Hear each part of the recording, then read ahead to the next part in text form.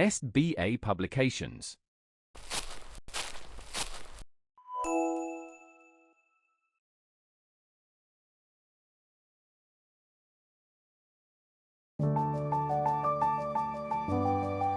नमस्कार प्यारे बच्चों, कैसे हैं आप सब। मैं उम्मीद करती हूँ आप सब बहुत अच्छे होंगे। प्यारे बच्चों, आज हम पढ़ेंगे पाठ 9 और आज के हमारे पाठ का नाम क्या है। आज के हमारे पाठ का नाम है देश का गौरव। चलिए आज की कक्षा शुरू करते हैं। एक बार अपने देश के महान संत स्वामी राम तीर्थ जी जापान गए। यहाँ पर किसकी बात चल रही है? स्वामी राम तीर्थ जी की। वह जापान गए। एक दिन वे रेल से यात्रा करते समय रास्ते में पड़ रहे प्रत्येक स्टेशन पर फल वाले की खोज कर रहे थे। उन दिनों फल ही उनका भोजन था।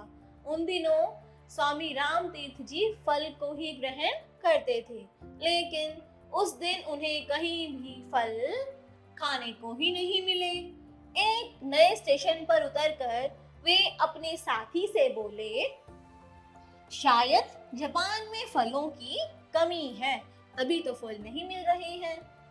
राम तीर्थ जी के ये शब्द एक जापानी युवक ने सुने। वह दौड़कर कहीं गया और कुछ ही मिनटों में ताजे फलों की एक टोकरी ले आया। टोकरी लेकर वह राम तीर्थ जी के पास गया और बहुत आदर के साथ बोला, लीजिए, आपको फलों की जरूरत थी। युवक को देखकर राम तीर्थ जी ने सोचा कि वह कोई फल वाला है और उन्हें बेचने के लिए मेरे पास आया है।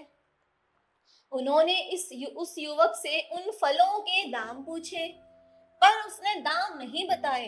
राम तीर्थ जी के बार बार पूछने पर वह बोला, अगर आप इनके दाम देना ही चाहते हैं तो कृपया इतना करें कि आप अपने देश में किसी से यह ना कहें कि जापान में फलों की कमी है। इन फलों के उचित दाम यही होंगे कि आप अपने देश में किसी को यह ना बताएं कि जापान में फलों की कमी है।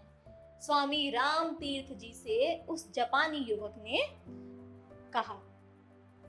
उस युवक का उत्तर सुनकर स्वामी जी बहुत खुश हुए, क्योंकि उसने अपने कार्य से अपने देश का गौरव बढ़ा दिया था, देश का मान सम्मान बढ़ा दिया था।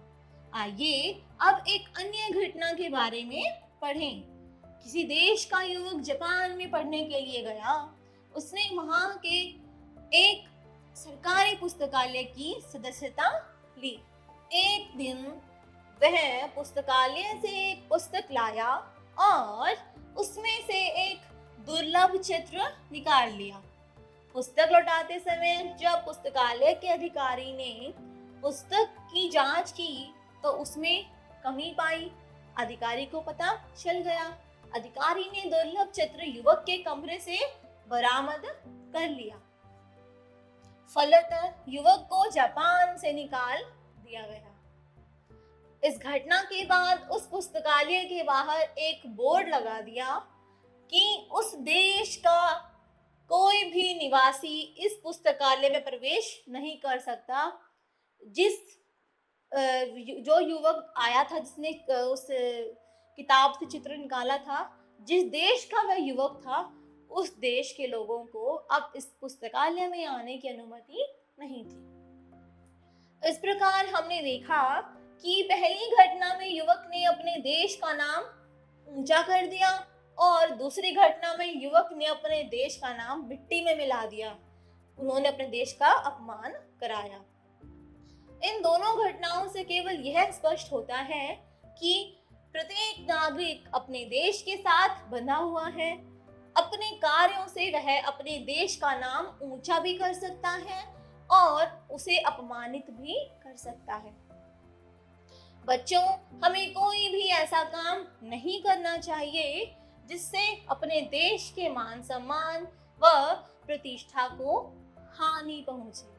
प्यारे बच्चों, आप सभी को भी यह सीखना है कि हमें हमेशा अपने देश का गौरव बढ़ाए रखना है, कभी भी हमारे देश को अपमानित नहीं करना है।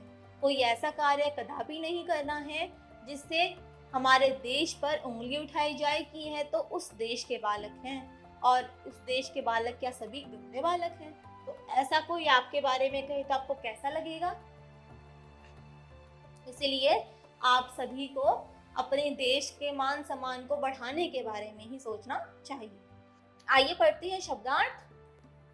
संत, सन्यासी, गौरव, मान सम्मान, युवक, नौजवान व्यक्ति, प्रतिष्ठा, सम्मान या आदर, नागरिक, किसी देश का निवासी, पुस्तकालय, वह स्थान जहां पढ़ने के लिए विभिन्न विषयों की पुस्तकें पाई जाती हैं, खोजना, ढूंढना, दुर्लभ, जिसका मिलना कठिन हो, अपमान, बेइज्जती, घटना, जो बात घटित हो। प्यारे बच्चों, आगे आपको अभ्यास कार्य दिया गया है और ये सारा अभ्यास कार्य आपका आज के इसी पाठ पर आधारित है। प्यारे बच्चों, मैं उम्मीद करूंगी आपको पढ़कर अच्छा लगा होगा और समझ भी अवश्य आया होगा। आज के लिए इतना ही। मिलते हैं अगली कक्षा में एक नए विषय के साथ। धन्यवाद।